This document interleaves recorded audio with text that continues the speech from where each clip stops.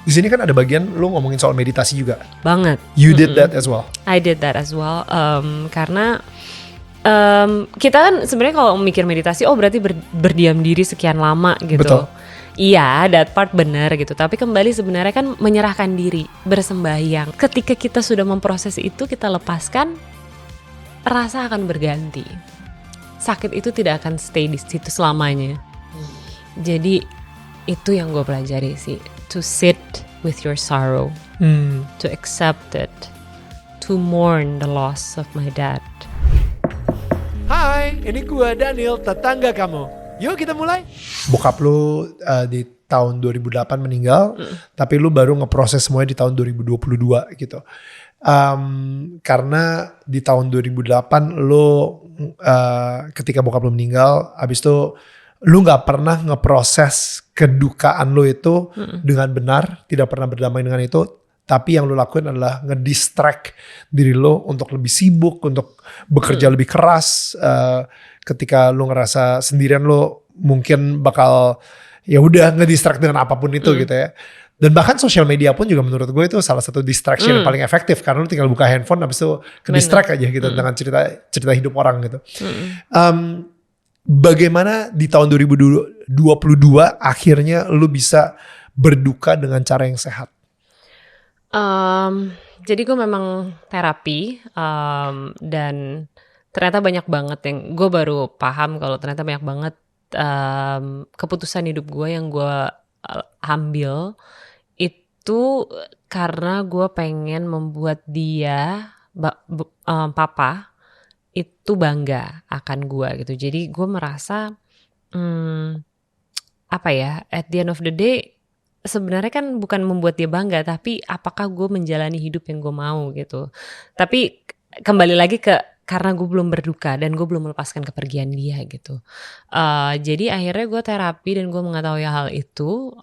Jadi the reason why gue juga I was holding on to the relationship dengan sangat-sangat kuat, karena gue merasa gue gak akan pernah bisa mengenalkan sosok lain ke bokap gue, karena dia satu-satunya sosok yang pernah gue kenalkan kepada bokap, gitu, kepada papa.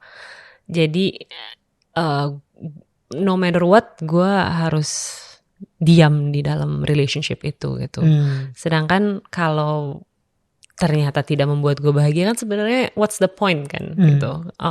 Sebenarnya itu cuma ya udah, akhirnya gue tahu itu dari terapis gue dan gue berdiam diri. Gue memberikan enough time, enough space saat itu untuk diri gue berduka, melepaskan kepergian dia, menuliskan surat buat dia. Wow. Menangisi kepergian gue. Karena percaya gak sih Mas Daniel, waktu gue kehilangan dia di 2008, gue tidak nangis. Gila. Gue tidak nangis. Gue beresin semua tentang peti dia, siapa aja yang harus kita kasih tahu, makanan apa yang perlu kita siapin untuk orang-orang datang untuk pas berkabung ke rumah gitu. Papa harus dikuburkan di mana gitu. Koordinasi itu semua. Dan gue tidak menangis. Wow. Dan sakit hatinya tuh luar biasa loh ternyata ketika kita berduka tapi kita tidak bisa nangis. Berat banget gitu, berat banget. Dan ya udah, akhirnya gue berikan diri gue cukup waktu untuk bener-bener nangisin terus-terusan. Udah, tangisin, tulisin semuanya, keluarin apa yang perlu lo kasih tahu gitu ke bokap selama ini gitu. Ya udah, akhirnya gue baru sadar duka itu harus diterima, rasa pedih itu harus diterima, karena kalau tidak dia tiba-tiba nanti bisa datang dan lo tiba-tiba tidak bisa berfungsi gitu. Maksudnya lo nggak tahu nanti dia datangnya kapan, dalam bentuk apa. Jadi berdiam dirilah, berdamai dengan semua perasaan yang ada di dalam hati, terutama rasa duka, terutama negative emotions gitu. Dan sudah, ketika kita sudah memproses itu, kita lepaskan, rasa akan berganti. Sakit itu tidak akan stay di situ selamanya. Jadi itu yang gue pelajari sih, to sit with your sorrow, to accept it, to mourn the loss of my dad, dan membiarkan diri gue merasakan kepedihan itu. That's So, good. yeah. Yang pertama lu lakuin atau apa? Gue percaya bahwa ketika lu yang tadi ya balik lagi ke awal yang ketika gue bilang gitu, ketika ada badai di sebuah kehidupan, lu harus mulai satu-satu, kayak lagunya ya, bilang, Gitaf. it gitaf, right? Exactly, kayak kita harus menyusun satu-satu lagi gitu kan. Nah, yang pertama, of course kita mulai dari fondasinya dulu. Dan I think fondasi yang sering dilupakan orang, mereka mikirnya, no, gue harus memperlihatkan kalau misalnya gue secara fisik baik-baik aja gitu. Tapi sebenarnya itu justru bukan fondasi, itu justru layer yang terakhir fisiknya. Yang paling awal, fondasi awal adalah spiritualnya dulu gitu. Spiritual, mental, baru akhirnya body gitu. Jadi kalau misalnya itu apa sih? Soul, mind, body ya. Bukan body, mind, and soul gitu. Jadi soul, mind, body. Jadi kalau misalnya ngomongin about your soul, itu hal pertama yang lo lakuin untuk membuat bahwa tadi ya, lu bilang kita harus tahu banget bagaimana kita bisa mencintai diri kita sendiri, dan itu adalah fondasi dari segalanya gitu. Karena kalau gue percayanya, ya Tuhan tuh udah cinta banget sama lu sebegitunya, kok lu gak mencintai diri lu sebegitunya gitu. Jadi of course ketika lu akhirnya melihat dari kacamata Tuhan bagaimana dia mencintai lu akan jauh lebih appreciate itu sih. Banget. Bagaimana awal pertama ketika lu memulai si fondasi tersebut gitu, Nes? Apa ya Mas Daniel? Kayaknya I pray a lot. Oke. Gue merasa enggak. Gue harus memperbaiki hubungan gue dengan Tuhan yang pertama. Di sini kan ada bagian lu ngomongin soal meditasi juga. Banget. You did that as well. I did that as well. Karena kita kan sebenarnya kalau mikir meditasi, berarti berdiam diri sekian lama gitu. Betul. Iya, that part benar gitu. Tapi kembali sebenarnya kan menyerahkan diri, bersembahyang, menyerahkan diri lo untuk di-guide oleh Tuhan, untuk di-guide oleh alam semesta, menyerahkan diri lo pada higher power gitu. Jadi that's what I did. Gue merasa gue tidak cukup memberikan waktu untuk diri gue dipakai oleh Tuhan, dipakai oleh alam semesta gitu. Jadi gue pikir itu adalah hal utama yang harus gue beresin.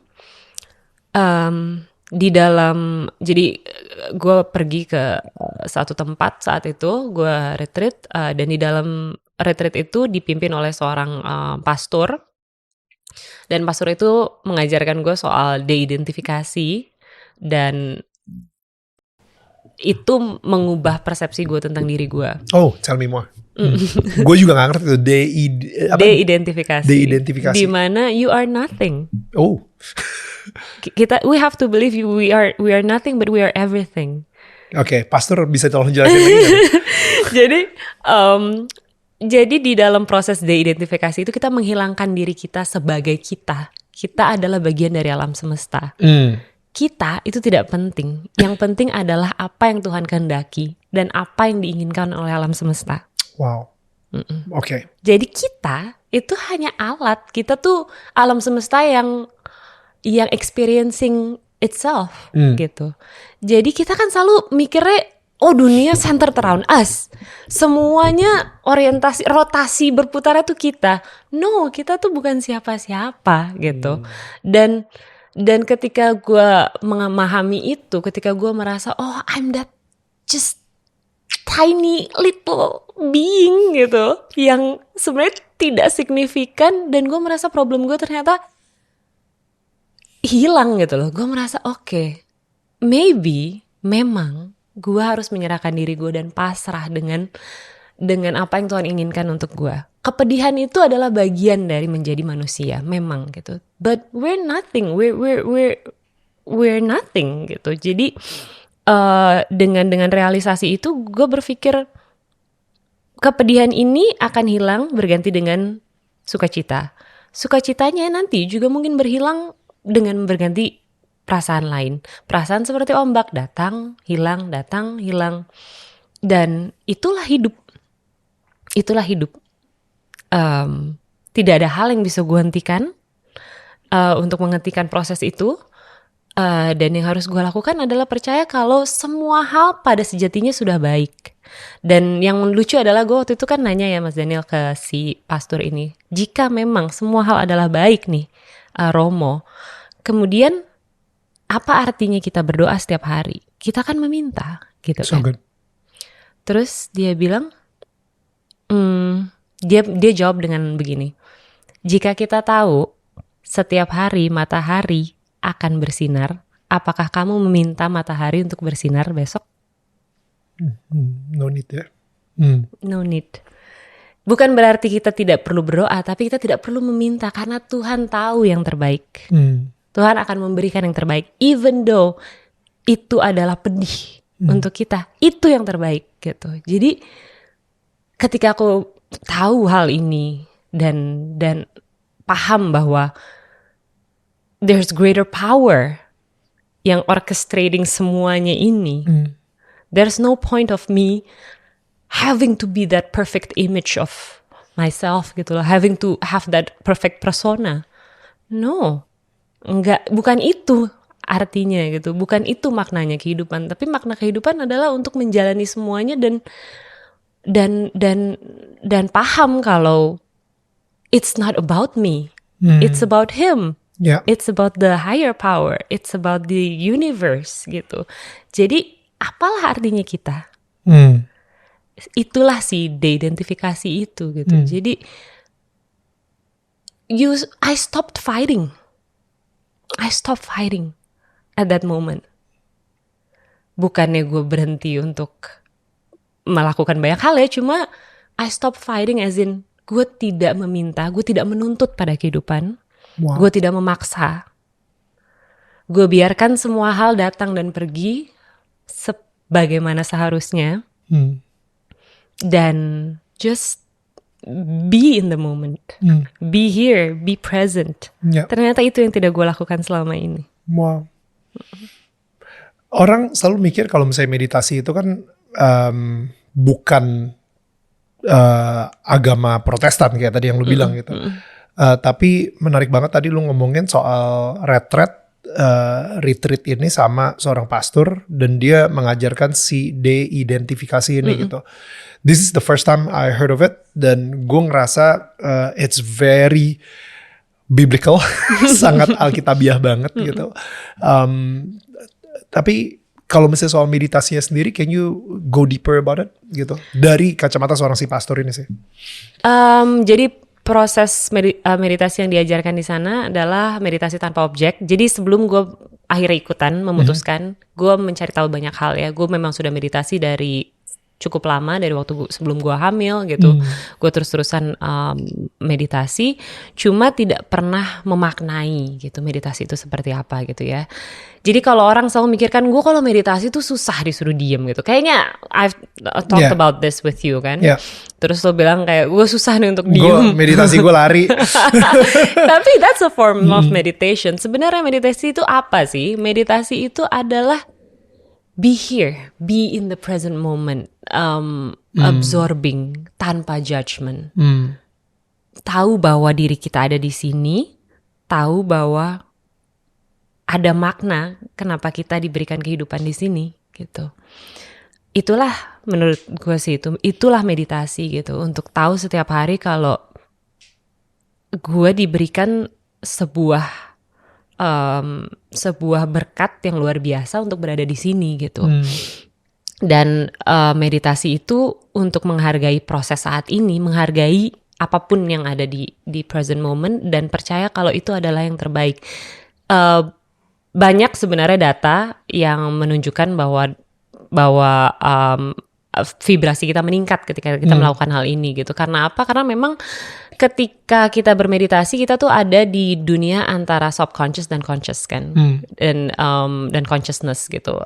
Maksudnya alam sadar dan tidak sadar. Tidak sadar, alam sadar dan tidak sadar gitu. Sedangkan di saat itulah kita bisa membentuk kembali struktur di dalam otak kita, sehingga kita bisa memperbanyak hormon-hormon kebahagiaan. Itu yang Hormon dibilang bahagia. kayak neural pathway. Yes, Right. new neural pathways. Dan itu yang gue rasakan sih. Jadi gue jauh lebih bisa menghargai this present moment. Ngobrol sama lo di sini aja, it's a gift, berkat buat gue untuk bisa ngobrol. Ngedengerin cerita lo aja, it's a gift for me as well. Thank you. Dan semua connection yang kita temukan itu ternyata adalah berkat gitu dari alam semesta. So, Karena orang mikirnya blessing itu adalah cuan. Nah. Tapi sebenarnya apa yang kita lakukan sekarang ini, kita ngobrol, kita mendapatkan berbagai cerita, perspektif baru dan lain-lain, itu adalah sebuah berkat juga. itu gitu. adalah It's a sebuah blessing. berkat banget. Dan itulah meditasi. Ketika kita menaikkan vibrasi kita, energy attracts. Ketika kita di dalam tubuh kita sudah mengeluarkan energi yang baik, sudah berada di vibrasi yang baik, That's good. kita bisa menarik lebih banyak kebahagiaan, lebih banyak berkat, lebih banyak cinta ke dalam hidup kita gitu. Dan gue mention di sini beberapa hal mengenai cinta dan uang. Cinta dan uang itu vibrasinya sama. Kenapa gue jelaskan di situ? Wow. Karena gini, as simple as kalau lo merasa gini, persepsi seseorang tentang uang dan tentang cinta itu biasanya sama. Ketika lo merasa lo cukup uang nih, misal lo punya 10.000 tapi lo ngerasa cukup, nggak apa-apa deh gue kasih 5.000 ke orang, lo akan ngerasa gitu kan. Tapi kalau lo punya 10.000 lo ngerasa enggak, ini nggak akan cukup, lo pelit sama orang, kurang lebih lo juga pelit sama cinta lo gitu. That's amazing. Iya kan? Jadi itulah yang gue dapat, itu kayak enlightenment yang gue dapatkan. Enggak, you have to believe that you have enough. Yeah. You have enough love in your life. You don't have to ask for more. You have enough money in your life. You don't have to ask for more gitu. By being content with what you have, lo bisa ngasih lebih banyak. Ya. Itu sih. Jadi dengan gue merasa gue cinta dengan diri gue merasa penuh cinta. Sama seperti gue merasa gue cukup kaya, gue bisa memberi lebih. Terus-terusan. Gue tidak merasa uang itu harus gue peluk sendiri gitu, gue buat bendungan. Enggak. Tapi dengan gue memberikan berkat ke banyak orang, gue mau untuk memberi. Cinta dan uang itu akan datang kembali lebih banyak, berkali-kali lipat ke dalam hidup gue. Dan itu konsep tabur tuai tersebut. Itu menurut gue, itu kembali lagi ke energy attracts. Semua hal harus flowing. Ketika lo pelit sama cinta lo pelit sama uang lo, percaya deh. Itu pemutus berkat lo tuh di situ. Gitu. Wow. Jadi you have to be very generous in your love, financially juga kayak. No, the more you give, the more you get, the more you earn a lot of things gitu. Jadi konsep itu yang akhirnya membuat gue, iya, lo nggak boleh pelit sama apapun. You have to be very generous, especially with your love. Ya. Kita kan tadi udah ngomongin soal you are nothing, gitu kan. Tapi lo tadi juga sempat ngomong, and yet you are everything. Itu artinya apa sih? Kayak kalau nothingnya udah jelas nih ya, lu cuman debu di alam semesta ini gitu. Tapi you are everythingnya itu apa? Karena you are the universe actually experiencing itself. Karena there's no other reality. Itu kan paradoks banget ya. Iya. Sebenarnya kan kayak itu sebenarnya either or banget. Jadi maksudnya either you're nothing or you're everything. Gak bisa both end gitu maksud gue. Kita nothing, okay, you got the concept. But we're everything karena there's no other reality than yourself. You are the one who's experiencing that reality yourself. So everything within you is created by you. Isn't that right? Yeah. Jadi there's no other reality other than this reality. So you are nothing, but you are everything. Gue gak ngerti, tapi gak apa-apa. Suatu saat gue akan ngerti gitu. Karena gue ngerasa kalau misalnya, iya tadi gue bilang gitu kan, kayak ya menurut gue nothing and everything itu kalau dari kacamata gue sangat tetap alkitabiah juga. Iya. Kita ini debu di matanya Tuhan gitu, tapi pada saat yang bersamaan Tuhan mencintai kita si debu ini dicintai Tuhan sebegitunya. Ngerti nggak? Iya. Jadi I think itu bahkan Yesus pun mati demi si debu ini gitu. Iya, karena kan kita juga image-nya Tuhan toh. Exactly. Iya kan? Exactly. We're Karena created through His image. Iya. Yeah. Dan kita semua tuh terkoneksi. Your experience, your reality is my reality. Their reality is my reality. Jadi we are everything. We're actually integrated semuanya gitu. Yeah. Kita experiencing this as one. Tapi itu yang kita tidak pernah sadari sih. Ketika lo menyakiti seseorang, lo juga tersakiti. Lo bayangkan nggak? Wow. Gue tuh nggak pernah tahu konsep menabung sampai gue dewasa. Karena gue taunya cuman Ines uang segini, misalnya kasih 300.000, kalau habis nanti bilang papa. Dia tuh gitu ngasih tahu gue. Jadi gue selalu mikirnya uang itu buat gue habiskan, nanti gue minta lagi gitu. Wow. Yeah. Again ya, dengan gue I stop fighting. Gue tahu kalau Tuhan itu memegang gue. Dia gak mungkin membiarkan gue kelaparan seperti dia tidak membiarkan burung-burung kelaparan gitu. Jadi gak akan pernah, dia pasti akan ngasih sesuatu buat gue. Dia pasti akan menjaga gue dimanapun gue berada. Dan kehadiran anak gue juga membuat gue jauh lebih memaknai kehadiran Tuhan. Karena gue tahu gue tidak bisa menjaga anak gue setiap saat 24/7, impossible. Dan ketika gue tidak ada di situ, gue tahu tangan Tuhan yang menjaga dia.